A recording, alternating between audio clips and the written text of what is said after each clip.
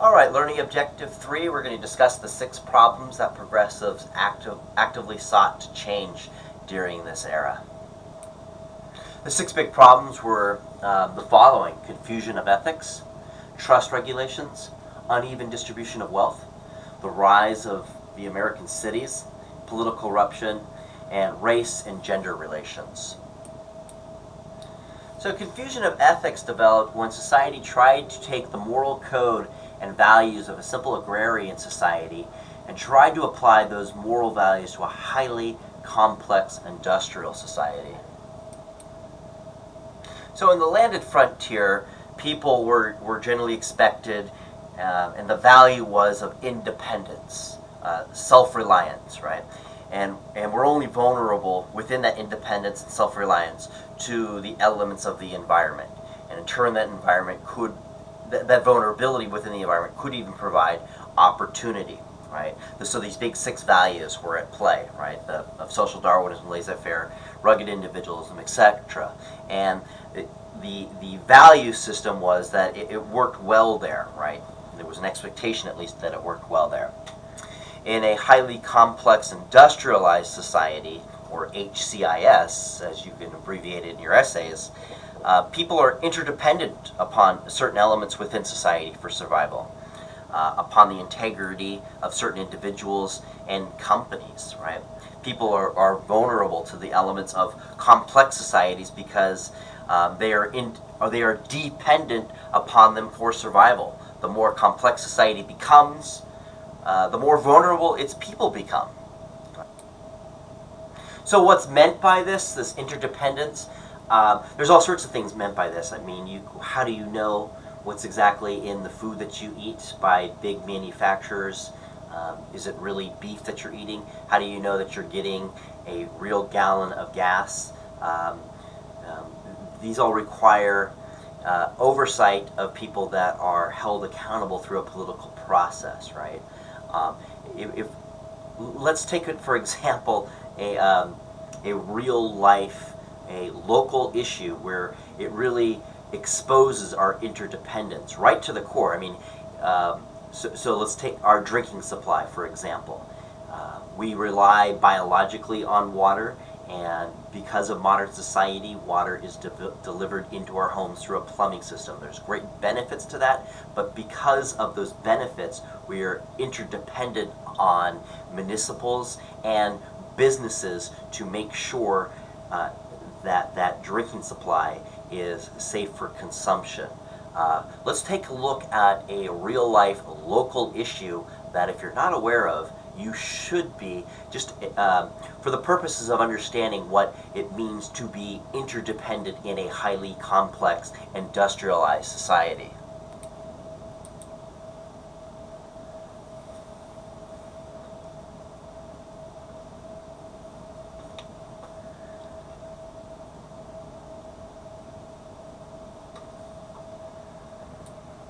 Tonight, hundreds of McAllen families are literally sitting on top of this, a highly toxic, highly explosive substance in the ground under homes in this neighborhood.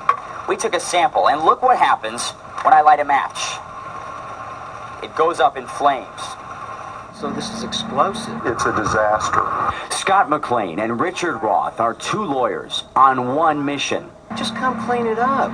Something has to be done about this. This is a huge underground lake of poison. McLean and Roth filed a lawsuit on behalf of the families who live right over it. You can see on this map where it is, the area in blue, home to more than 200 families. It's floating all over underneath McAllen here. A plume of pollution, one of the largest in the United States. 33 acres of contamination floating on top of the groundwater under 23rd Street in South McAllen. People's lives are at risk here, that's right. You could take this stuff right now, pull it out of the ground, put it in your car, and it would be full. You could drive away. We wanted to see for ourselves if this stuff is really underground. So we opened up this monitoring well. It's a small pipe that goes 15 to 30 feet down. Using this thin plastic tube, we took a sample of what should be groundwater. Water is not what we found. This is the sample we just took, and you can see on the top there is the contamination, on the bottom, the groundwater. There's much more contamination than there is groundwater in our sample. It smells like gasoline, and look what happens when we take a match to it. This stuff is highly flammable. If any spark would get to it, it can explode. That's exactly what happened in 1992 in Guadalajara, Mexico. The very same substance we pulled from the ground in McAllen leaked into the sewer system, triggering a series of explosions. 206 people dead, 500 hurt, 15,000 homeless. That town literally blew up. Just like McAllen, Guadalajara had an underground plume. Once the dangerous gases seeped into the sewers, one small spark created a disaster. This internal document from the Texas Railroad Commission shows McAllen city workers reported fuel fumes in the sewers. It also says workers noticed natural gas odors while laying a water line. It puts them in danger if something were to happen and a pipeline were to explode. Roth and McLean say another danger lurks here, a toxic chemical, benzene. The benzene vapors can travel through the soil, get into people's homes, and cause leukemia. That's exactly what Gracie Osuna believes happened to her daughter Nuvia, 2 years old when she was diagnosed with leukemia, 6 years old when she died. Nuvia was a very special child. Losing her was like a knife straight to my heart, but I know she's with God, and one day I'll be with her again. Nuvia's not the only one. Another girl down the street got leukemia. She survived. Roth fears more could get sick. People getting cancers from being in their house. It's clear this pollution is a big problem. It's not clear whose problem it is. Nobody can seem to agree on where this contamination comes from. Here are 3 possible sources. Spilled fuel. For decades, diesel and gasoline spilled from the trains on these tracks owned by Union Pacific. According to the state, the company admits they're partially at fault. Gas stations. Leaking underground fuel tanks at the old Coastal Mart on 23rd caused this 37,000-gallon plume. Look how small it is compared to the other one. Cleanup of the Coastal Mart mess still took 14 years and cost $1 million.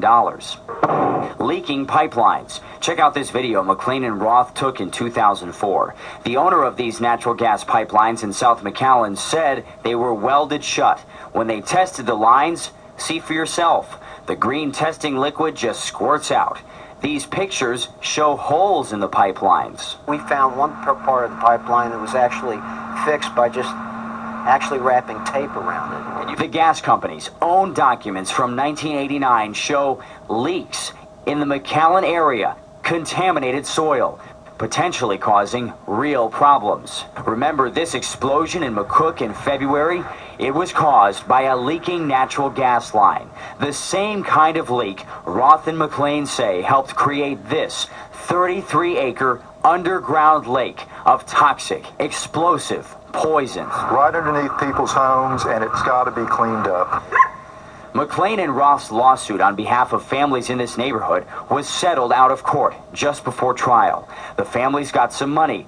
The settlement meant no trial and no court order to clean it up. I lose sleep at night because that plume's still there. We went to McAllen City Manager Mike Perez. He says the city has known about contamination in this neighborhood since 1992. He admits McAllen has done nothing. Why hasn't the city of McAllen taken more of a lead on getting this thing cleaned up? Well, one of the things, it's the responsibility of the state of Texas. That's not exactly true. Under the Texas Water Code, local government can sue to get the pollution cleaned up. Perez says the city has other things to worry about. Of course we'd like to have it cleaned up, Will. I mean, I think anytime you have a problem, you'd like to have it taken care of. Should you make the local government be responsible for cleaning up? I don't think so. The state of Texas hasn't done much either. Here in Austin, they spend years going back and forth. Whose problem is it? Who should clean it up? The case file started collecting dust until News Channel 5 stepped in. The McAllen contamination comes from more than one source, so 2 state agencies are involved. The Texas Commission on Environmental Quality handles pollution from trains and gas stations. The Texas Railroad Commission handles pollution from pipelines. The Railroad Commission turned down our request for an interview. They did give us this report from pipeline owner XTO Energy. The company says none of the pollution comes from their pipelines, the same ones this video shows leaking in 2004. XTO's explanation seems to be good enough for the state. This email to News Channel 5 says, quote, "The Railroad Commission does not plan to pursue further investigation." Case closed. A much different response over at the Texas Commission on Environmental Quality. We've got finger pointing going on between potentially responsible parties. Jay Karsten manages the cleanup division of the TCEQ. His agency has known about the McAllen plume for at least 16 years. During that time, the state of Texas received billions of dollars from the oil and gas companies. Some have said the reason this action hasn't been taken quickly is because Texas is an oil and gas state. That has nothing to do with my day-to-day decision making. Karsten says his first priority is public health and safety. Is this a health and safety issue? It is not. It is not. Karsten says the families living here are safe because the plume is more than 15 feet underground. He also says nobody drinks the groundwater. We pointed out, by law, the state is required to get pollution like this cleaned up. Because of our investigation, it's going to be. You've, brought this issue to our attention, and we're going to act on it. Karsten says one company, Union Pacific, has already agreed to help clean up. We tried contacting the other companies. So far, no response. The cleanup is welcome news to Roth and McLean after more than a decade of fighting. Everyone's dropped the ball here. They acknowledge that this is one of the largest plumes in the country, and yet they've done nothing about it. Now the state is finally doing something about it. The Railroad Commission is reopening its case. In fact, just this morning there was a meeting between the Railroad Commission, the TCEQ, and experts. They promised to get to the bottom of who caused this and who will pay to clean it up. You can bet we'll stay on top of developments until this stuff is gone for good, and the folks who live in this neighborhood can feel safe again. Will Ripley, News Channel 5 at 10, McAllen.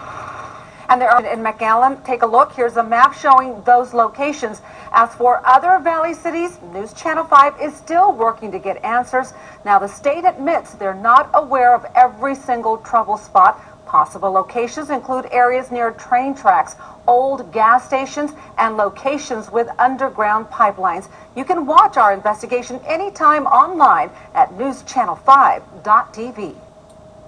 So this is what we mean by interdependence, right? So this is not just a problem that occurred hundreds of years ago. It is something that we're still dealing with, right? So this is a local issue that is still an ongoing problem and plenty of finger pointing going on. We are interdependent on the city of McAllen. We're interdependent on the state of Texas. We're interdependent on Union Pacific. We're interdependent on gas stations to do the right thing, so we can assume that a biological necessity of drinking water is safe to consume, and to dwell above the aquifers of our drinking water is safe to dwell under, that it's not going to explode, right? Just so a real life, very disconcerting example to explain what is meant by being interdependent in a highly complex industrialized society.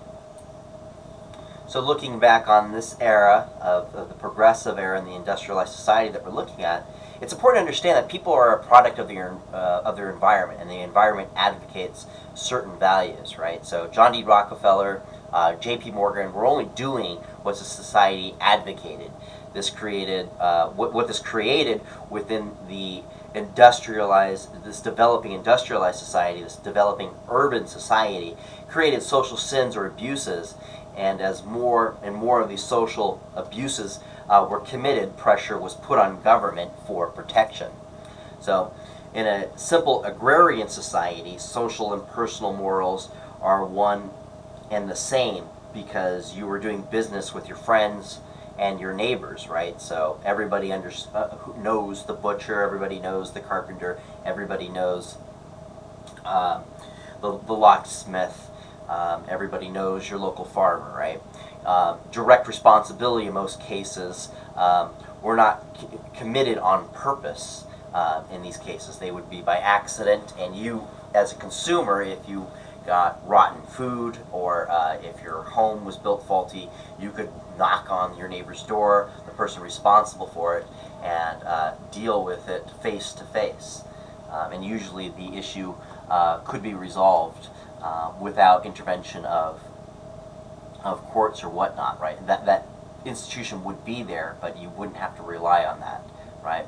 In a highly complex society, there are two sets of moral codes. In business, the moral code is survival of the fittest, or the ends justify the means in order to make a profit, right? In personal relationships, the general rule is to treat people honestly as you would a friend. In a complex industrial society, there's also the diffusion of responsibility, which makes social sins difficult to detect and difficult to stop, right? So this is part of the problem even today, why it's been going on for 16 years with benzene in McAllen's drinking water. Diffusion of responsibility developed as a result of the isolation between the corporate producer, the marketing system, and the consumer. The complexity of corporate America made it and does make it easier for management and the worker to carry out social sins. Hence, the impersonality of social sins, along with the complexity and diversity of the new industrial society, make it difficult to fix responsibility on any one group, right? You can't go knock on the door of Union Pacific. You can't go knock on the door of corporate executives that issue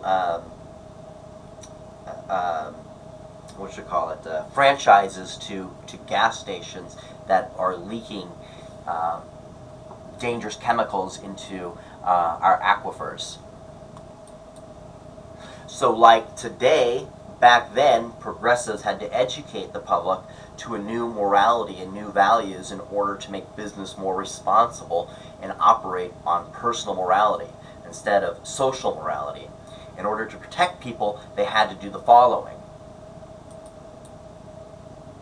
Educate the public to the abuses, right? This was accomplished mainly by the muckrakers, and we'll talk later about the muckrakers, but this is exactly what this reporter was doing in the television station. He's educating the public to these social abuses that are going on of contaminated drinking water and the potential calamity that could cause the city of McAllen and the people residing in those areas.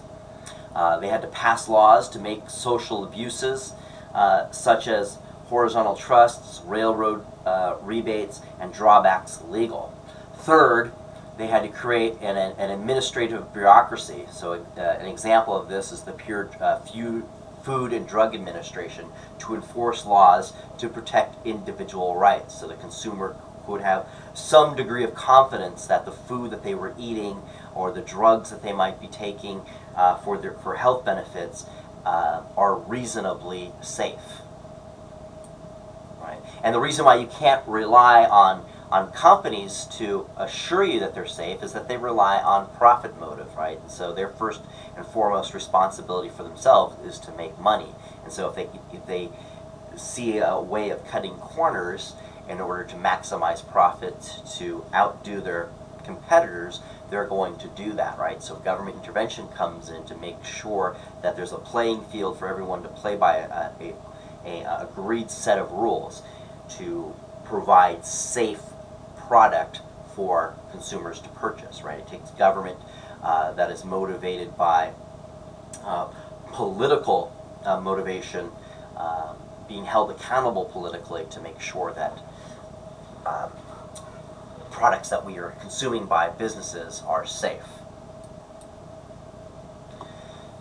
So you had trust regulations as well. New social and economic problems within society developed when the economic base or organization of society changed from a simple agrarian society to a highly complex industrial society. Trust regulations were Roosevelt's and Wilson's way of dealing with this change in the economic base caused by the rise of big business and the growth of trust and monopolies. And we'll look at that in later learning objectives. But this is just something else that progressives are dealing with and putting pressure on the federal government to deal at the federal level instead of the state level. So, uneven distribution of wealth. The problem of uneven distribution of wealth came about because of a small percentage of people had a large percentage of wealth, which provided for an unhealthy economy. The corporation was the key tool used to create this situation, along with the trickle-down theory of supply-side economic philosophy. Right? And so the problem with this is that you have a stagnation in the circulation of currency. And so you just take, for example, of today, right? Which we do have a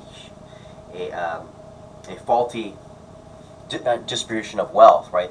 There are large concentrations of wealth in a very small portion of the population currently. So if that's the case, where 90% of wealth is concentrated in 1% of the population, that money isn't going to be circulating in other parts of the country. So the wealthy aren't going to be shopping at with hard currency, not currency based on credit, in local businesses here in McAllen, right? And so this is going to further escalate the problems of an uneven distribution of wealth, right? So for looking at the progressive era as an example, the first half of the 19th century saw the rise of only a few large fortunes. Most of these came from off the land or in shipping.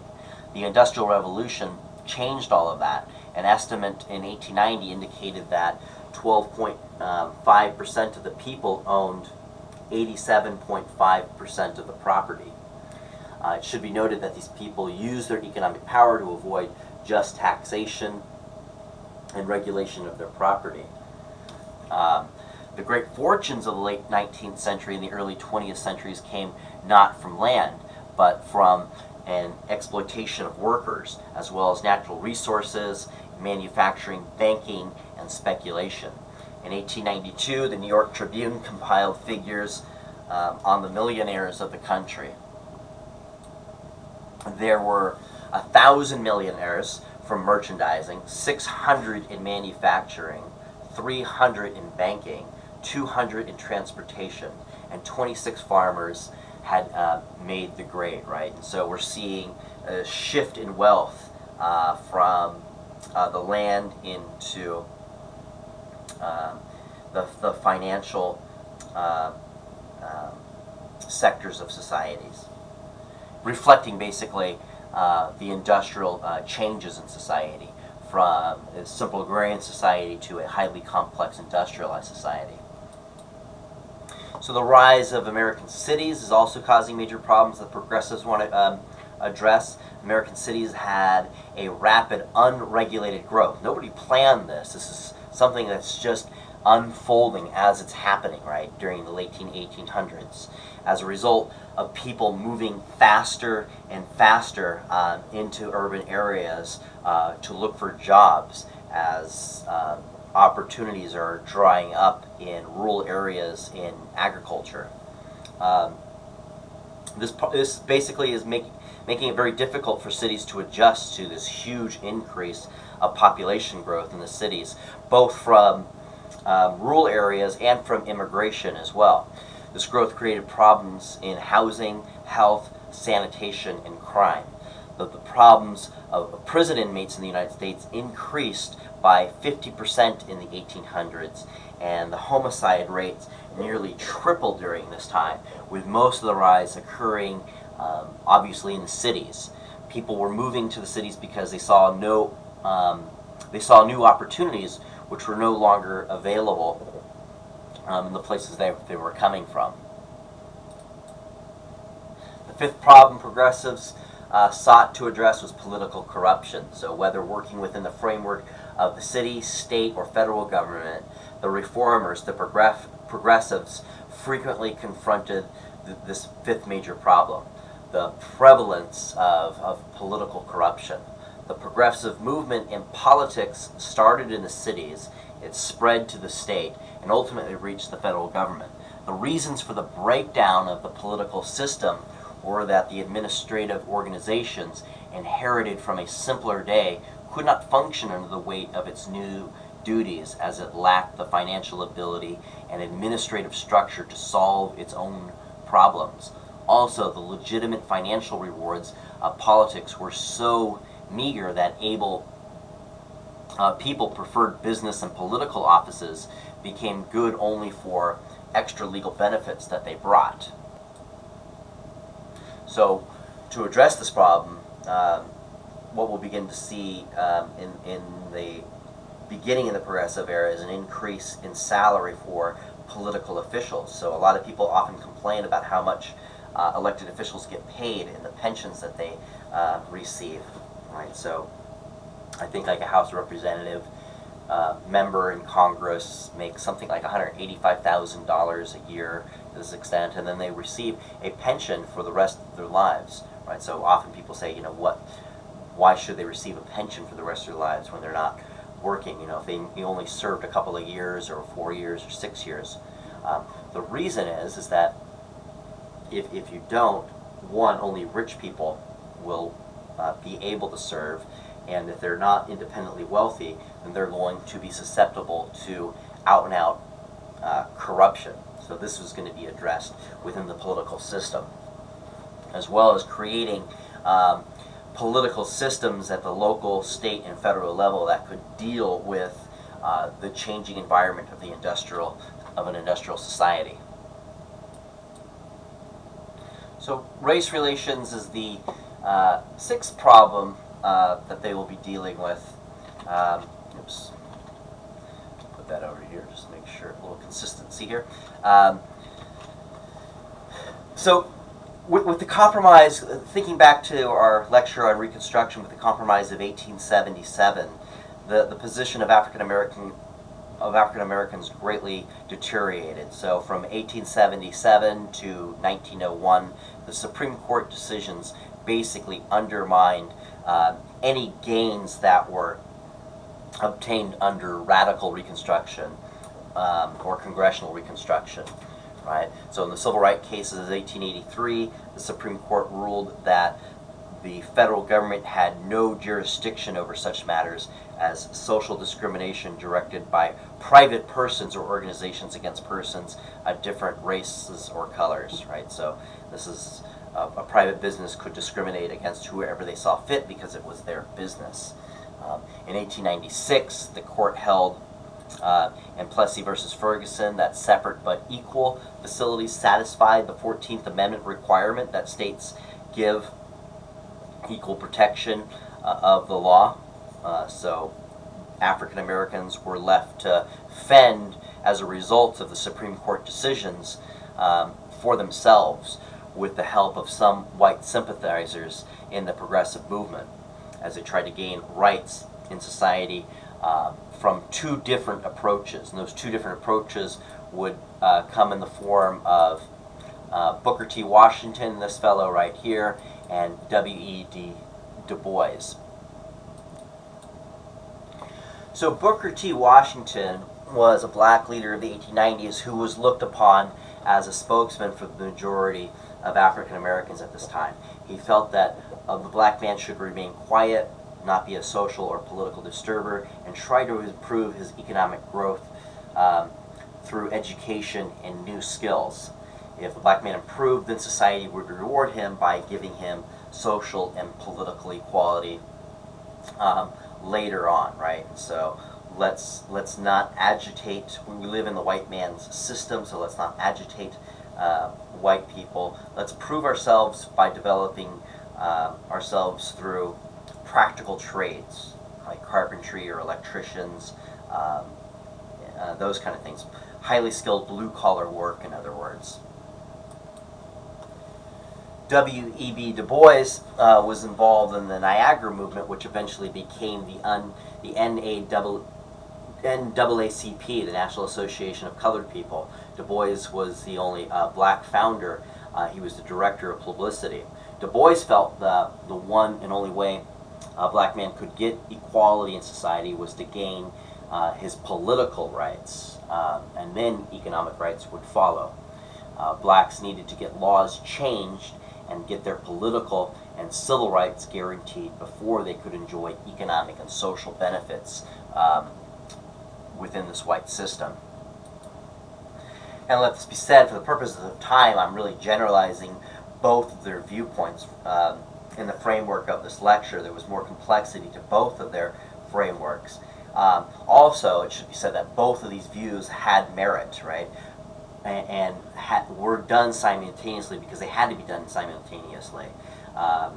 There was an economic need of the African American community, as well as the general non-white community as a whole, so they needed economic rights as well as political rights. So both of them had merit.